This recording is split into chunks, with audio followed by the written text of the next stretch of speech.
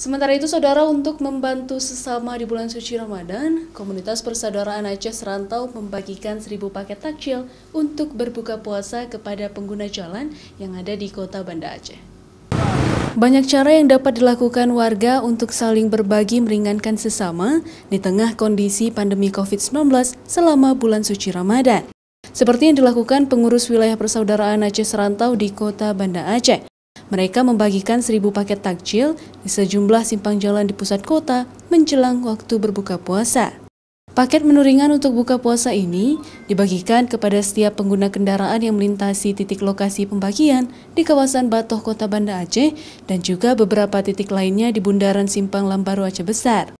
Untuk saling membagi, yaitu membagi takjil sesama saling berpuasa di bulan yang sangat mulia ini. Kita ada takjilnya sekitar 1.100. Ini kita bagikan yang bagi pengguna jalan.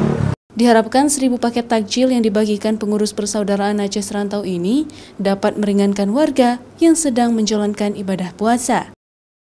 Raja Umar, Kompas TV, Banda Aceh.